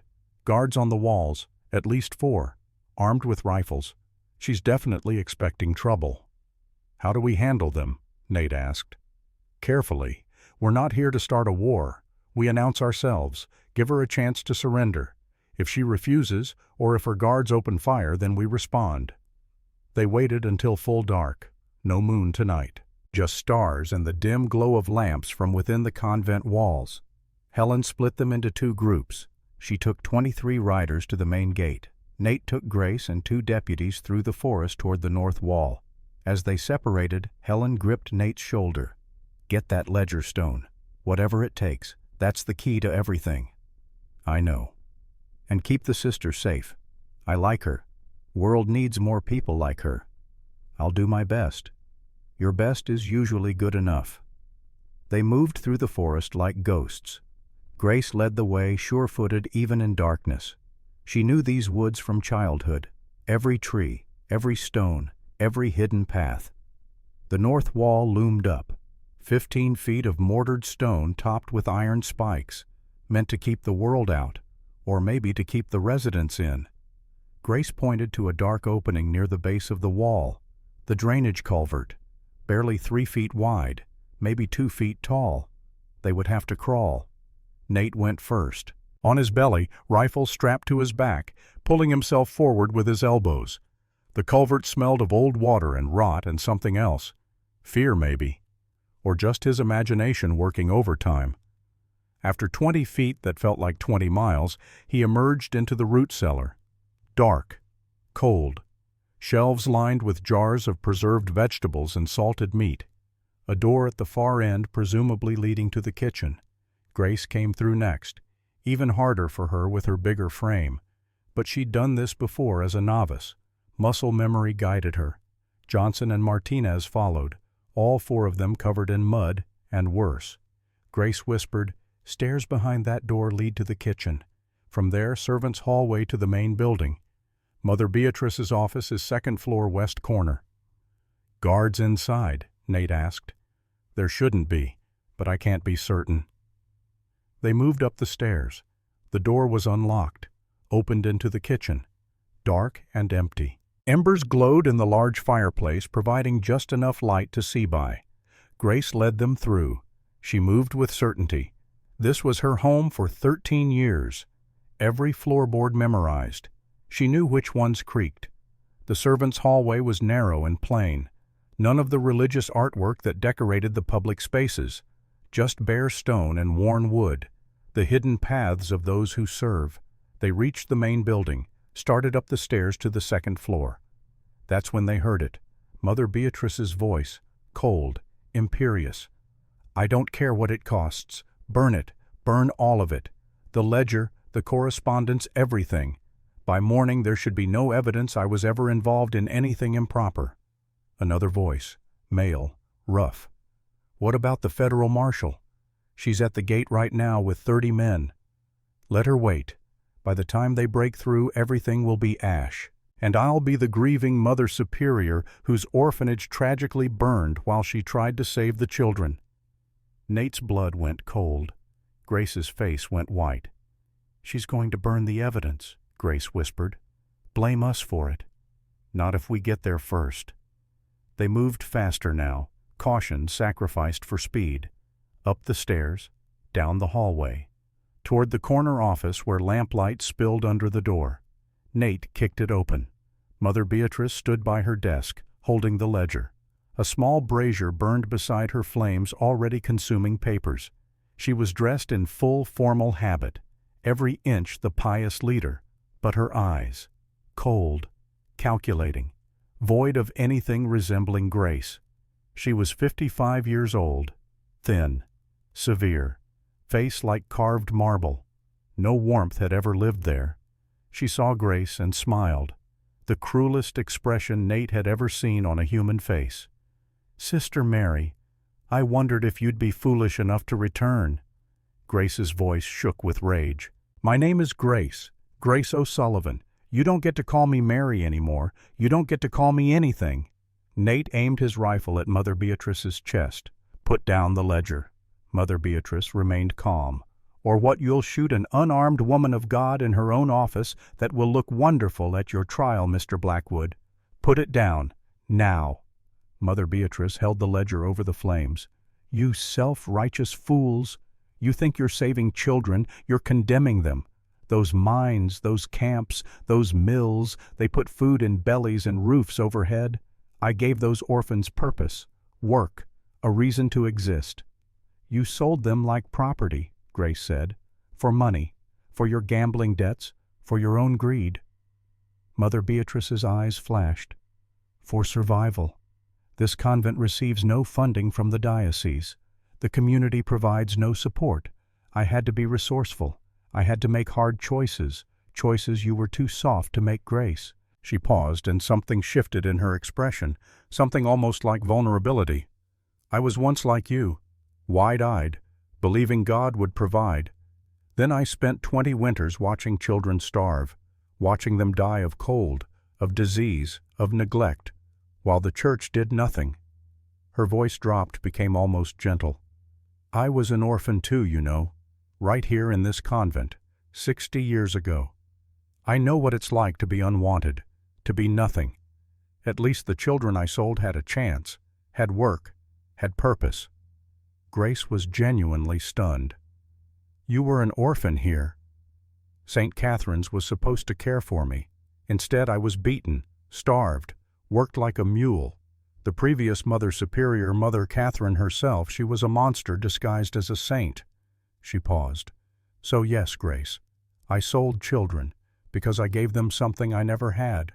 A way out, a way to earn their keep, to be useful instead of burdens." Grace felt something shift inside her. Part of her understood. Horrible childhood creating horrible adult, cycle of abuse perpetuating. But understanding wasn't excusing. "You could have changed things," Grace said. "Made St. Catherine's different, better. You had the power. Instead, you became worse than Mother Catherine ever was." "I became realistic." She moved the ledger closer to the flames. Nate fired, not at Mother Beatrice, at the brazier. The bullet punctured the metal, tipped it over. Burning coals spilled across the stone floor. Mother Beatrice jumped back with a shriek. Grace lunged forward, grabbed the ledger from Mother Beatrice's hands. Her huge strength versus Mother Beatrice's surprise. Grace won easily. Mother Beatrice screamed, "Guards, guards!" 2 large men emerged from the shadows, hired muscle who'd been hiding in the office. Johnson and Martinez turned to face them. The fight was brief and brutal. Young deputies, farm-strong and trained against city thugs soft from easy living. The deputies won in under a minute. Nate kept his rifle on Mother Beatrice. She was backed against the wall now, ledger in Grace's hands, everything crumbling. Suddenly, Helen's voice from downstairs. "Federal Marshal, open the gates."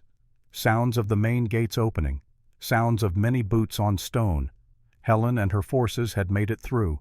Mother Beatrice tried one last time. "You'll never make it stick. I have friends, the bishop, politicians. They'll protect me." Grace's voice was quiet fury. "Reverend Samuel already wrote to the diocese, to Rome, documenting his suspicions about you. Those letters are in a safe deposit box in Charleston, to be opened if anything happens to him." Mother Beatrice's face showed genuine shock. "Samuel, that fool. That fool kept records for 2 years. And Sister Dorothy? She documented everything too. Every child who disappeared, every family you lied to, every time you claimed adoption when you meant sale. That evidence is already with Marshal Bradshaw." Nate didn't know if Grace was bluffing, but it was brilliant either way. Mother Beatrice's shoulders slumped. For the first time she looked old, defeated, tired. The monster revealed as just a broken woman who broke others. Helen arrived with deputies, took in the scene, burning papers on the floor, Grace holding the ledger. Mother Beatrice backed against the wall. "Mother Beatrice Ashford," Helen said, "you are under arrest. Human trafficking, fraud, conspiracy, child endangerment. You have the right to remain silent, though I doubt you will." Mother Beatrice tried to draw herself up, maintain dignity. "This is church property. You have no authority here. I demand to speak with my lawyer." "You'll get that chance right after we inventory every piece of evidence in this office." It took 3 hours to process everything, not just the ledger, letters, contracts, bank statements, correspondence with Drake, correspondence with mine owners, mill operators, payment records. Mother Beatrice had kept meticulous records, probably never believed anyone would dare look. Her arrogance had created the evidence that would convict her. As dawn broke, they let her out in chains. Other nuns watched from windows, some crying, some angry, some just shocked. The world they believed in was a lie. Sister Dorothy was there. She ran to Grace, embraced her. "I'm so sorry. I should have done more, should have stopped her." Grace held her gently. "You did what you could. We all did. Now we make sure it never happens again." "What will happen to the convent?" Grace looked at the building. This was her home, her prison, her proving ground. "We'll rebuild it into what it should have been from the beginning, a true sanctuary, a real home for children who have nowhere else." Sister Dorothy's eyes filled with hope. "You'll stay. You'll help. After this is done, after the trial, after justice, then yes, I'll come back, and we'll make Margaret's dream real." The weeks between arrest and trial moved like cold molasses. Every day felt like a year. But Helen was methodical. She didn't rush, couldn't afford to. This case had to be airtight. Federal marshals from 3 states descended on every location in the ledger: mines, lumber camps, textile mills. Anywhere children had been sold. Some owners surrendered peacefully, handed over the children once they saw federal badges and warrants. Others fought. 2 mine supervisors were killed resisting arrest. 3 more fled and remained at large. But one by one the operations were shut down. One by one children were freed. They came in waves. 12 from Black Ridge Mine, Emily's friends, 8 from Timber Ridge Camp, 15 from various mills and workshops, ages 6 to 14, malnourished, injured, traumatized. Each one needed medical care. Doc Morrison worked around the clock. The church opened its doors. Families volunteered foster homes. Harper's Ferry couldn't do enough. Grace spent those weeks coordinating care, preparing testimony, writing statements. 17 drafts each, clearer, more focused, more devastating in its simple truth. Nate helped Helen track witnesses, travel to interview families, gather evidence, build the case brick by careful brick. By the time the trial began, they had documentation 3 feet high, testimony from 47 witnesses, physical evidence from a dozen locations, the kind of case prosecutors dream about. Unbreakable. January 1890. Federal Courthouse, Charleston, West Virginia. The courthouse was new, built just 5 years earlier.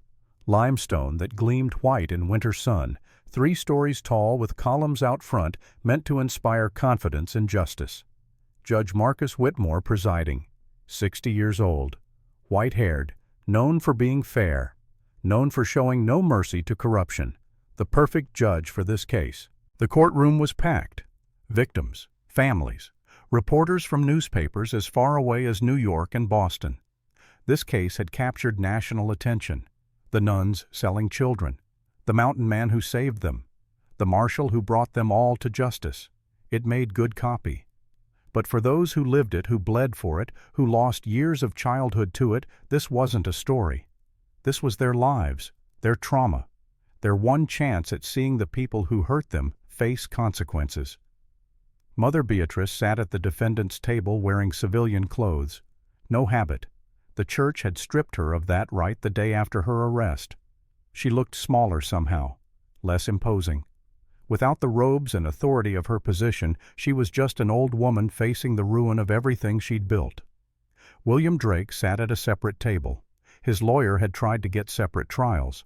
Judge Whitmore denied it. These crimes were connected. These criminals would face justice together. The prosecution took 3 days to present its case.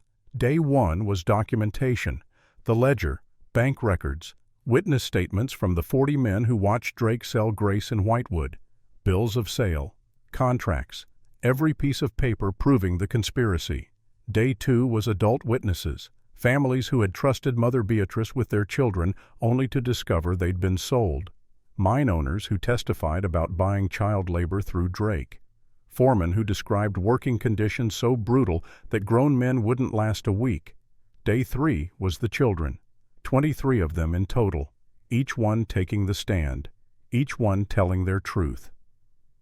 Emily Cooper went first, wearing a new dress donated by Mrs. Finn. Clean, pressed. But it couldn't hide how thin she was, how the memory of starvation had carved hollows into her face that would take months to fill. She had to stand on a box to reach the microphone. Her voice was clear, strong, braver than most adults Nate had known. "They made me dig coal," she said, "in the dark, for 12 hours, sometimes more. My hands hurt so bad I cried, but if you cried, they hit you, so I learned not to cry." The courtroom was silent.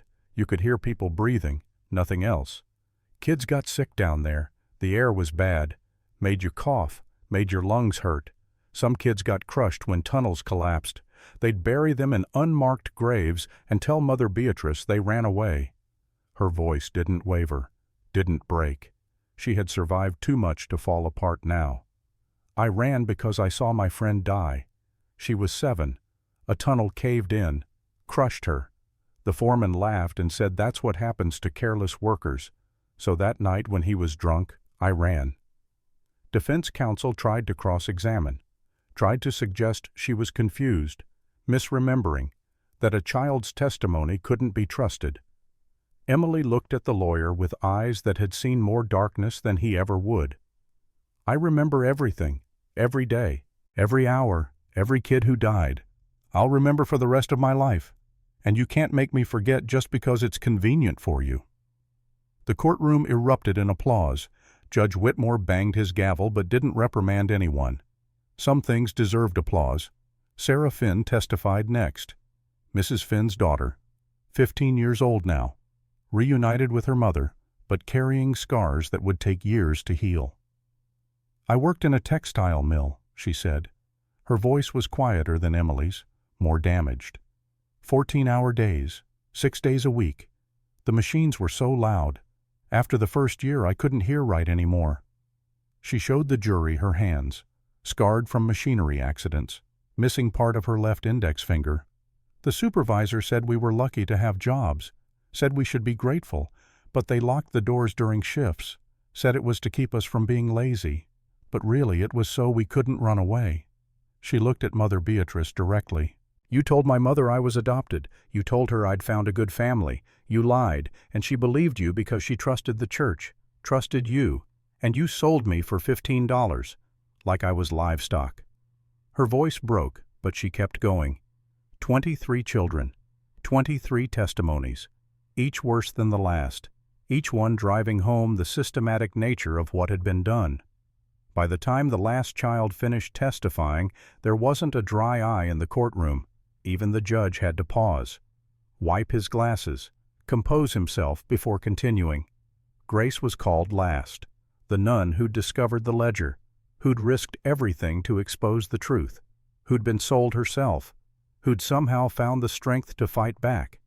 She walked to the stand with quiet dignity. Simple dress, hair pulled back, no artifice, no performance, just truth.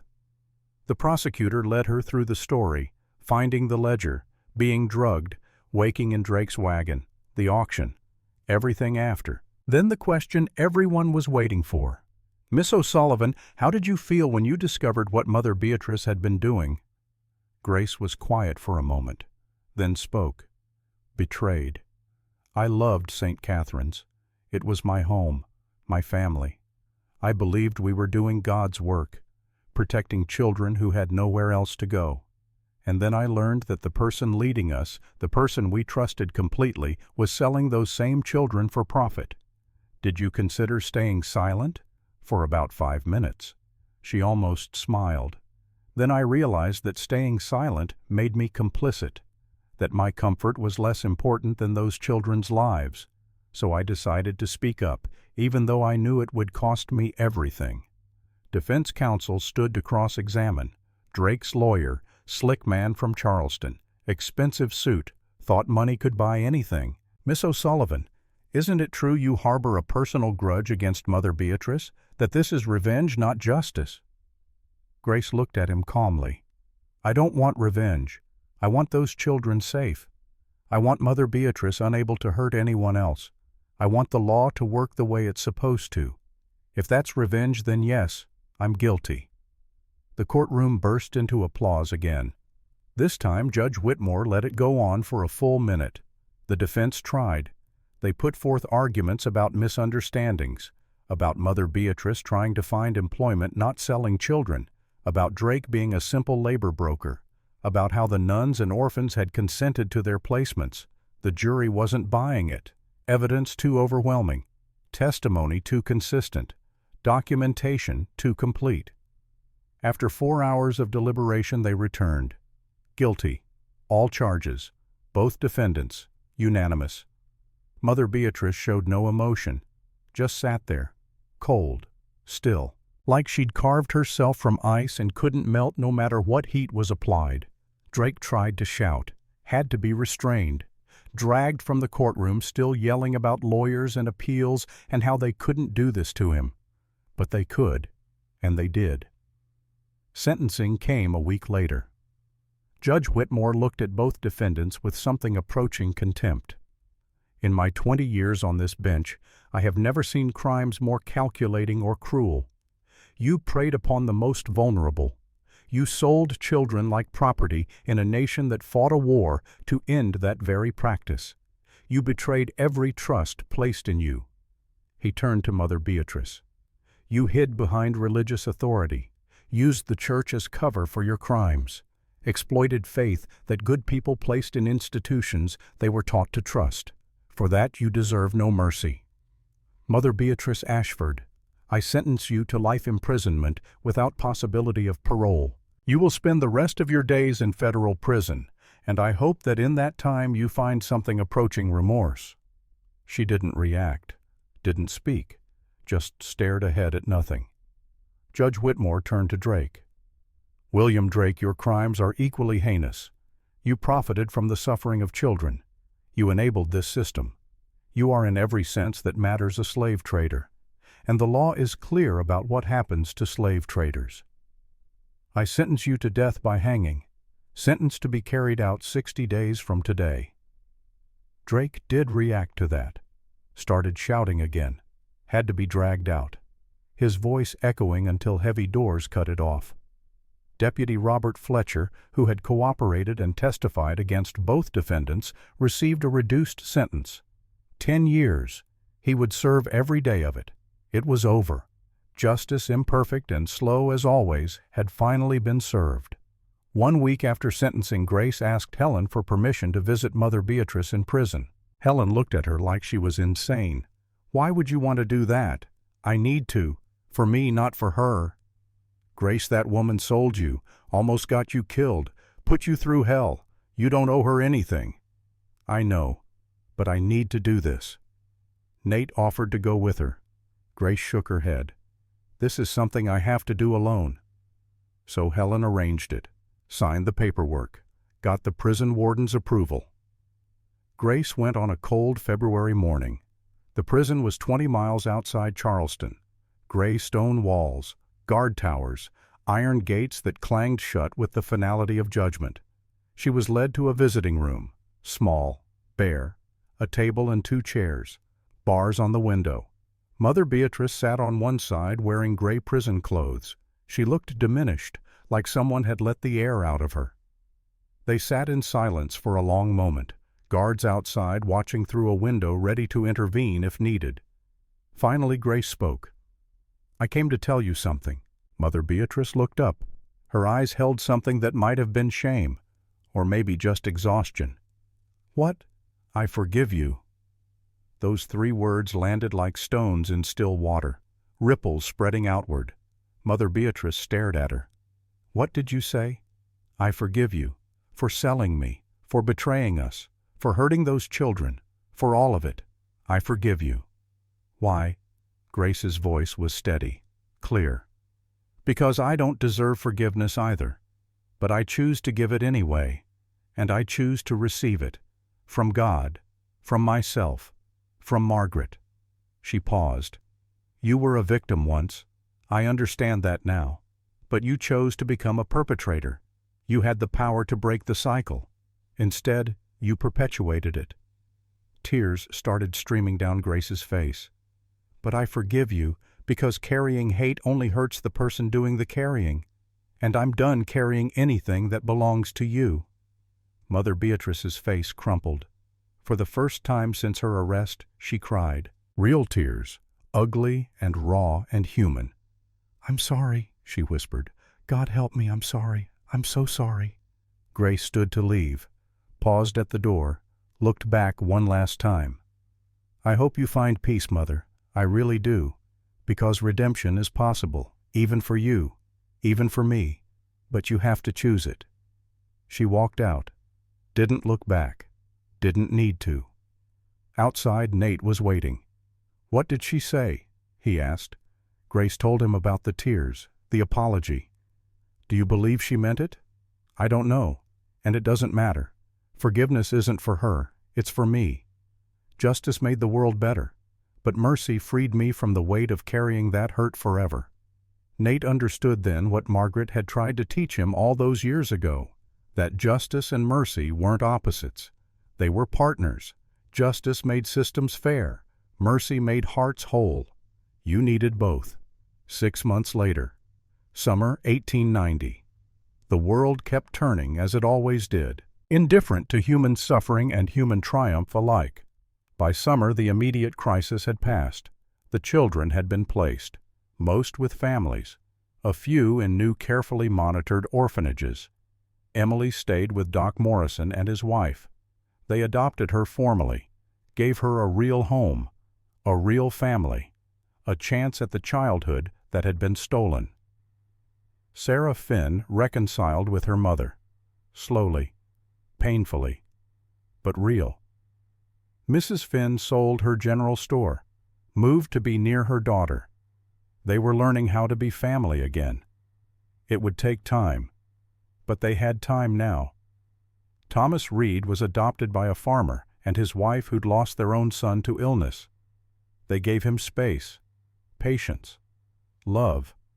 He was learning to smile again, learning that not all adults were cruel. The other children scattered to new homes, new lives, new chances. And Grace returned to St. Catherine's. The church had appointed Reverend Samuel as temporary administrator. He was a good man, honest, kind, everything Mother Beatrice had pretended to be. He asked Grace to help rebuild, to transform the convent into what Margaret had always wanted it to be, a true sanctuary, a real home for children who had nowhere else to go. Grace accepted. Nate visited her there 6 months after the trial, rode up through mountains that Margaret had loved, past trees she'd climbed as a child, along trails she'd walked as a young nun before she met him and changed both their lives. The convent looked different already. The oppressive silence was gone, replaced with something lighter. Children played in the courtyard, actually played, laughing, running, the chaos of youth unafraid. Sister Dorothy ran the day-to-day operations, efficient and kind in equal measure. Reverend Samuel provided spiritual guidance, and Grace taught the children, not just reading and writing, but critical thinking, how to question authority, how to stand up for themselves, how to recognize when someone in power was abusing that power. She was teaching them to never be victims again. Emily Cooper was there. She'd decided to stay, to help the younger children. "I remember what it felt like to be scared," she told Nate. "Want to make sure no kid here ever feels that way?" Grace met Nate in the garden, the same garden Margaret had tended years ago, where she'd grown herbs for medicine and vegetables for the kitchen. Grace had planted roses along one wall, red and white, symbols of love and peace. "How's the work?" Nate asked. "Hard, good. We're taking in more children than we can really handle.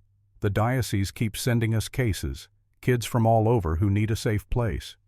You need help. Always. Why?"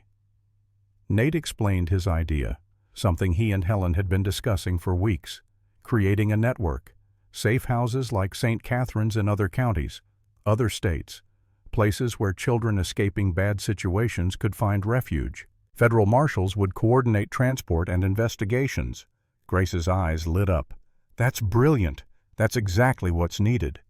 We'll need people to run them, people with experience, people who understand what these kids have been through.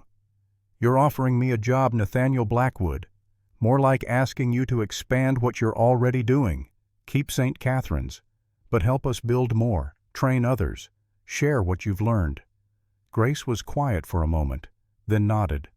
Margaret would have loved this idea, a network of protection, a safety net. She probably would have told us we took too long to think of it.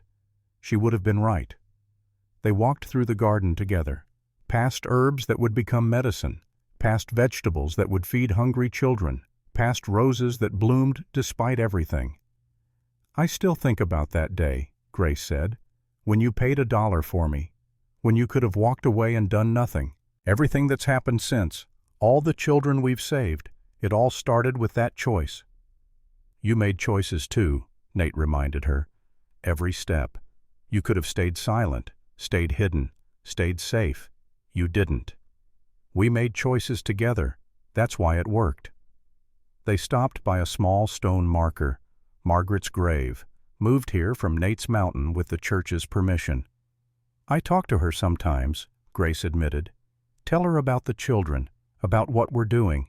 I hope she can hear. If anyone can, it's Margaret. She was never good at staying quiet." Grace laughed, a real laugh, full and rich and alive. As the sun set, painting the sky in golds and purples and reds, they stood together in that garden, two survivors, two warriors, two people who'd learned that the smallest act of defiance, the simplest choice to do right when wrong was easier, could change everything. The network grew. By 1895, there were 12 safe houses across 4 states. By 1900, 27 houses in 7 states. By 1910, 47 houses from Montana to Maine. Grace trained over 200 caregivers, taught them her methods, shared Sister Dorothy's medical knowledge, passed on Margaret's philosophy: save one child, save the world. Conservative estimates said they'd saved more than 3,000 children in 30 years, 3,000 lives that would have been lost to mines and mills and camps, 3,000 souls given a chance, all because a mountain man paid $1 for a nun's freedom. Nate never went back to his cabin on the mountain. He worked with Helen coordinating the network, tracking children, building cases against traffickers. The badge he'd turned in after Daniel Garrett's death he took back up, not because he'd forgiven himself, but because Margaret had been right. The measure of a man is what he does when it's hard, when it costs something. He died in 1915. Heart gave out while he was tracking a group of traffickers in Montana. He went the way he would have wanted, fighting, still trying to save one more child. Grace buried him next to Margaret in the garden at St. Catherine's, the two people she'd loved most in the world side by side for eternity. She spoke at his funeral, told the story of the $1, told 300 people gathered there about the man who'd saved her life, who'd helped her save thousands more, who'd loved his wife so much he'd spent the rest of his life finishing her work. He used to say Margaret taught him that one person matters. Grace said, her voice strong despite her grief. That small acts of courage add up. That justice is worth fighting for, especially when it's hard. She paused. He was right. And the proof stands in this garden, in the children playing behind us, in the 47 houses across this nation, in the 3,000 lives saved. She held up a single silver dollar coin, the same one Nate had used to buy her freedom 26 years earlier. She'd found it in his things after he died. This dollar bought my freedom, but what Nathaniel gave me, what he gave all of us, was worth infinitely more. He gave us hope. He gave us purpose. He gave us proof that one person making one choice can change the world. Grace lived another 20 years, died in 1935 at the age of 72, peaceful in her sleep, Sister Dorothy at her bedside, Emily now a grown woman with children of her own holding her hand. Her last words were, "Tell them to keep saving. One soul, one world." The network continued. Through the Depression, through 2 world wars, through civil rights movements and social upheavals, the mission never changed. Protect children, give them sanctuary, save one soul, save the world. By 2000, there were over 200 safe houses. The network had evolved, adapted to new threats. Child trafficking looked different now, happened online, crossed international borders. But the principle remained the same. One person can make a difference. One choice can change everything. $1 spent in the service of justice and mercy can echo across generations. In a small museum at St. Catherine's, now a registered historical site, they keep Grace's things, her medical tools, Sister Dorothy's herb journal, Margaret's Bible, Reverend Samuel's letters to Rome that helped bring down Mother Beatrice, and in a glass case carefully preserved a single silver dollar coin. The plaque reads, "This dollar purchased the freedom of Sister Grace O'Sullivan on December 15, 1889. It began a movement that saved over 50,000 children across 140 years. One soul, one world, $1." Visitors come from all over. They read the story. They see the coin. They learn about Nathaniel and Grace and Margaret, about Emily and Sarah and Thomas and 23 children who testified, about 3,000 souls saved in the first generation, about 50,000 in the generations after, and some of them standing there in that quiet museum decide to make their own choice, to save their own soul, to change their own world, because that's how it works. That's how it's always worked. One person, one choice, one act of courage when it would be easier to walk away. Margaret knew it. Nathaniel learned it. Grace lived it. And the legacy continues. One soul, one world, forever. And somewhere in the mountains of West Virginia, where the snow falls soft and the pines stand tall, there's a small cabin, empty now, windows dark, dust covering the table where 2 strangers once sat and ate bread hard as stone. But if you listen closely on winter nights when the wind howls through the trees, you might hear something. Not quite a voice, not quite a memory, just the echo of a choice. The sound of a single silver dollar falling onto wood. Clang, the beginning of everything, the end.